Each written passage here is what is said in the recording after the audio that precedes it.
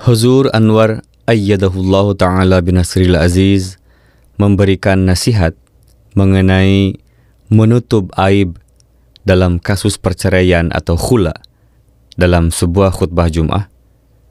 Beliau bersabda, sekarang ada banyak perselisihan suami istri yang terjadi di kalangan anggota jemaat yang diterima oleh Dewan Qadha. Ada perselisihan khula atau perceraian, dan perceraian adalah perbuatan yang tidak disukai. Alhasil, jika karena suatu alasan pria dan wanita tidak dapat bersatu, maka si pria berhak memberikan talak dan perempuan berhak mengambil khula. Dan kadang-kadang beberapa hal harus diceritakan di hadapan orang yang mendamaikan. Sampai batas ini, menceritakan hal-hal garis besar adalah diperbolehkan. Tetapi kadang-kadang terjadi bahwa selain si pria dan si wanita, kerabat lain juga ikut terlibat yang saling melemparkan tuduhan pribadi, sehingga yang mendengarkan pun merasa malu. Sekarang, hubungan suami istri adalah seperti itu, di mana beberapa hal yang rahasia pun menjadi terbuka. Maka setelah terjadi pertengkaran, menceritakannya di luar atau kepada kerabat-kerabat hanya dengan tujuan untuk memburukkan nama pihak lain agar setelah berpisah dia tidak mendapat jodoh di tempat lain. Maka Huzur bersabda bahwa jika kalian melakukan perbuatan seperti itu, maka ini akan dianggap sebagai kekejian dan pengkhianatan yang sangat besar. Dan mengenai pengkhianat telah datang peringatan bahwa pertama, pengkhianat bukanlah mukmin, bukan muslim, dan kemudian dia juga penghuni neraka. Khutbah Jum'ah tanggal 6 Februari tahun 2004. Hak-hak perempuan yang ditalak.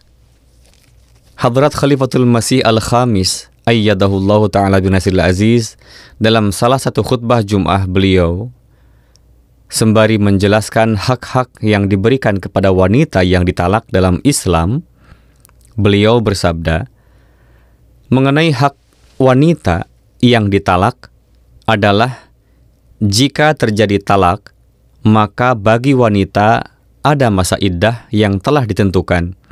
Setelah itu, dia bebas untuk menikah. Di tempat lain, ada perintah bahwa kalian jangan menjadi penghalang dalam pernikahan mereka. Bahkan, bantulah dalam pernikahan mereka, dan sekarang dia sendiri sudah dewasa. Oleh karena itu, jika dia memutuskan untuk menikah, maka itu baik. Namun, wanita diperintahkan bahwa setelah talak, jika kalian mengetahui bahwa kalian hamil, maka beritahukanlah kepada suami kalian. Jangan menyembunyikannya. Jika setelah pernikahan karena suatu sebab tidak berhasil, maka itu tidak berarti bahwa kalian mulai membalas dendam dan tidak memberitahu kepada ayah anak tersebut bahwa anak kalian akan lahir. Allah berfirman bahwa dengan pemberitahuan kalian, mungkin hati si suami menjadi lembut dan dia kembali, sehingga rumah tangga menjadi tentram. Difirmankan bahwa suami lebih berhak untuk mengambil mereka kembali dan rumah tangga menjadi tentram dan perselisihan hilang. Kerabat-kerabat dan sanak saudara yang lain juga diperintahkan agar mereka tidak menjadi penghalang dalam hal ini. Terkadang, kerabat dan sanak saudara juga merusak perempuan tersebut. Dia meskipun diam, bahkan juga rela untuk kembali, namun kerabat membuat keributan bahwa sekali sudah terjadi talak, sekarang kami tidak akan mengirim anak perempuan kami kembali. Masalah ego dan harga diri muncul. Beberapa kasus juga sampai kepada saya. Sabda Huzur. Mengherankan ketika terkadang dengan menunjukkan kebanggaan palsu, mereka merusak rumah tangga anak perempuan mereka. Beberapa anak perempuan kemudian menulis surat bahwa kami berdua suami istri sekarang ingin hidup bersama, tetapi ego orang tua dari kedua belah pihak telah menjadikan ini sebagai masalah.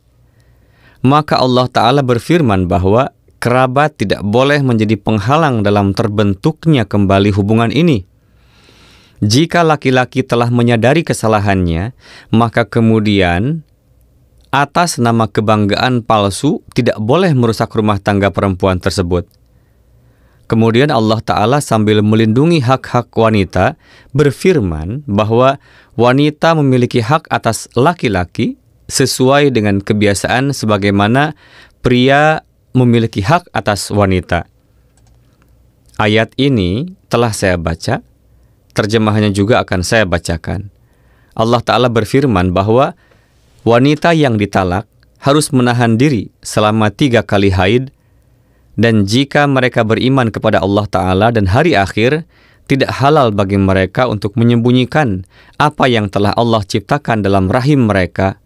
Dan dalam keadaan ini, suami-suami mereka lebih berhak untuk merujuk mereka kembali jika mereka menghendaki perbaikan.